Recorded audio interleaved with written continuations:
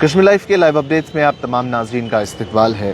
जम्मू कश्मीर के assembly elections के हवाले से एक और चीज़ आप सबके सामने रखना चाहेंगे। फ़र्स्ट फेज़ जो कि मुकम्मल हो चुका है, उसकी नोटिफिकेशन से लेके नॉमिनेशन तक, नॉमिनेशन से लेके स्क्रूटनी तक और विड्रॉवल ऑफ फॉर्म तक तमाम चीज़ें हो गई है। अब तकरीबन 225 कैंडिडेट्स जो हैं 24 कॉन्स्टिट्यूंसीज़ में इलेक्शन लड़ने जा रहे हैं। लेकिन इन 225 कैंडिडेट्स में कुछ ऐसे कैंडिडेट्स भी हैं जो प्रोमिनेंट हैं, जो बड़ी पॉलिटिकल पार्टी से जिनकी एफिलेशन है, और इनकी वेल्थ और एसेट्स के हवाले से हम आप तक कुछ इन्फॉर्मेशन पहुंचाना चाहेंगे। फर्स्ट फेज़ की अगर हम बात करें तो इसमें 24 कॉन्स्टिट्यूंसीज़ हैं जो 7 अलग अलग डिस्ट्रिक्ट्स में मौजूद हैं। उसमें साउथ कश्मीर के 4 डिस्ट्रिक्ट और उसके साथ साथ जम्मू प्रोविंस के चिनाब रीजन के 3 डिस्ट्रिक्ट्स मौजूद हैं। अगर हम देखें तो सबसे अमीर तरीन कैंडिडेट जो इस पूरी लिस्ट में इन 24 कॉन्स्टिट्यूंसीज़ में बनता है वो G.A. मीर हैं, जो कि कांग्रेस के फॉर्मर प्रेसिडेंट भी रह चुके हैं, जम्मू कश्मीर प्रदेश कांग्रेस कमेटी के। उनकी जो टोटल एसेट्स हैं, उनकी जो टोटल वेल्थ है वो तकरीबन 16 करोड़ है। जो 2024 में उन्होंने अपना एफिडेविट सबमिट किया, उसमें उनकी जो एसेट बताई गई है, वो प्रॉपर्टी बताई गई है, वो 16 करोड़ के आसपास है। 2014 में यही उनकी जो प्रॉपर्टी थी महज 13 करोड़ थी, तो 3 करोड़ का इजाफा हुआ है पिछले 10 साल में। इसमें अगर हम इमूवेबल और मूवेबल एसेट्स की बात करें, इमूवेबल यानी ज़मीन, मकान, तमाम ऐसी चीज़ें, वो तकरीबन 15 करोड़ है, और जो मूवेबल एसेट्स है, गाड़ी वगैरह जो उनके पास है, वो 89 लाख की है। इसके साथ साथ लाइबिलिटी यानी किसी किस्म का लोन या कुछ ऐसी परेशानी जो इन पे हो, लाइबिलिटी, वो 59 लाख रुपीज़ की है। इनके वाइफ के एसेट जो हैं वो तकरीबन 1 करोड़ के बताए जा रहे हैं। उसके साथ साथ साउथ कश्मीर के एक और candidate, farmer MP Jammu Kashmir National Conference के जो कैंडिडेट हैं पामपोर कॉन्स्टिट्यूंसी से, उनकी अगर हम प्रॉपर्टी देखें तो वो तकरीबन 7 करोड़ बताई जा रही है, जिसमें जो उनके मूवेबल एसेट हैं वो 13 लाख के हैं। इससे पहले 2019 में जब इन्होंने लोकसभा इंतखाबात लड़े थे, तब जो इनके मूवेबल एसेट थे वो 88 लाख के आसपास थे। जो इस बार इनकी वाइफ है, उनके जो एसेट्स हैं वो 1.75 करोड़ के बताए जाते हैं। उसके साथ साथ सरताज मदनी जो PDP के सीनियर लीडर हैं, दिवसर कॉन्स्टिट्यूंसी से इलेक्शन लड़ने जा रहे हैं, उनकी जो प्रॉपर्टी है उसमें जो मूवेबल एसेट्स है वो 2.5 लाख के आसपास है, और इमूवेबल एसेट्स जो हैं वो 3.44 करोड़ के हैं। और इन पे जो लाइबिलिटी है वो 5 लाख की है, लेकिन 2014 में जब इन्होंने असेंबली इलेक्शन लड़ा था तब इनकी जो लाइबिलिटी थी वो 11 लाख की थी। उसके बाद अगर सकीना इट्टू की बात करें, जो जम्मू कश्मीर नेशनल कॉन्फ्रेंस की कैंडिडेट है जमाल हांजीपुरा से, इनके जो टोटल एसेट्स हैं वो 2.20 करोड़ के हैं एज़ पर हर एफिडेविट। उसके साथ साथ मोहम्मद यूसुफ तारिगामी जो CPIM लीडर हैं और नेशनल कॉन्फ्रेंस कांग्रेस के जॉइंट कैंडिडेट है कांग्रेस कुलगाम कॉन्स्टिट्यूंसी से, वो तकरीबन 1 करोड़ के एसेट्स उनके पास भी मौजूद है।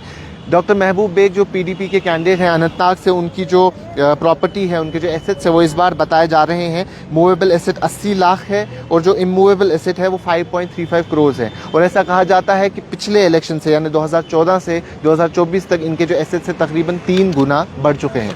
उसके साथ साथ अगर इल्तिजा मुफ्ती की बात करें, जो इस बार बिजबिहारा कॉन्स्टिट्यूंसी से लड़ रही है, इनका डेब्यू है इस बार इलेक्शंस में, पॉलिटिक्स में इनका फॉर्मल डेब्यू है, तो इन्होंने अपनी प्रॉपर्टी जो है 28 लाख बताई है, जिसमें 25 लाख ज्वेलरी है और 3 लाख जो इनके पास कैश अमाउंट है।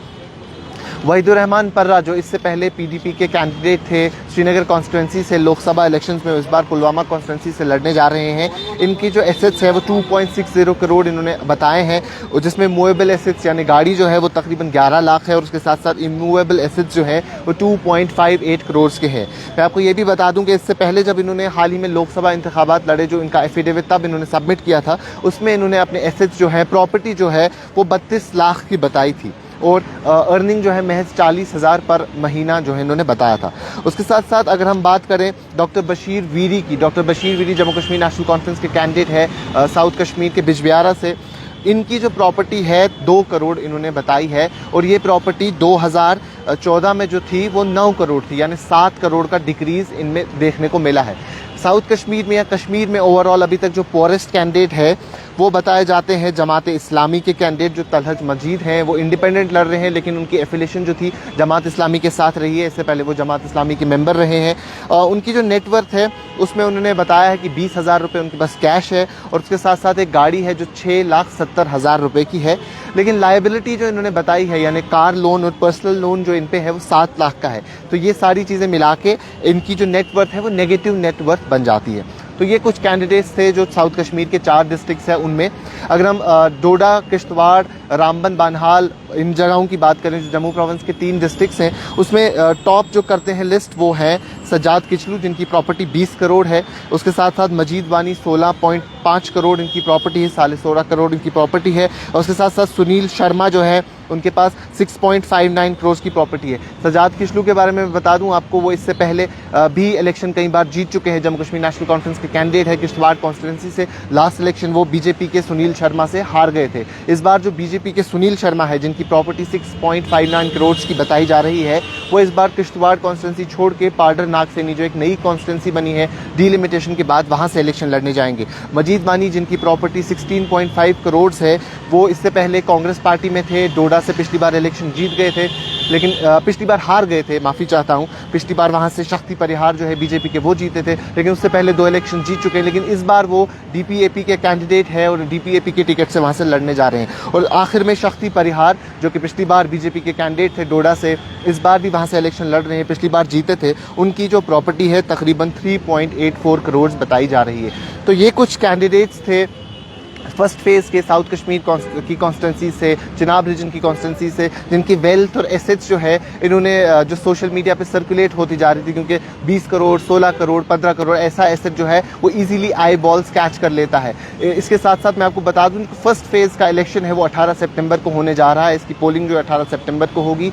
सेकेंड फेज़ की नॉमिनेशन का प्रोसेस अभी चल रहा है, वो 5 सितंबर को कंप्लीट होगा। और सेकेंड फेज़ के इलेक्शन जो है 25 सितंबर को होंगे। उसके बाद थर्ड फेज़ शुरू होगा और थर्ड फेज़ के जो इलेक्शन है 1 अक्टूबर को होंगे। और आखिर में जो काउंटिंग है वो 4 अक्टूबर को होनी थी, लेकिन ईसीआई ने उसकी डेट शिफ्ट करके 8 अक्टूबर को कर ली है। अभी के लिए इतना ही। कैमरा पर्सन उमर डार के साथ शादाब गिलानी, कश्मीर लाइव, श्रीनगर।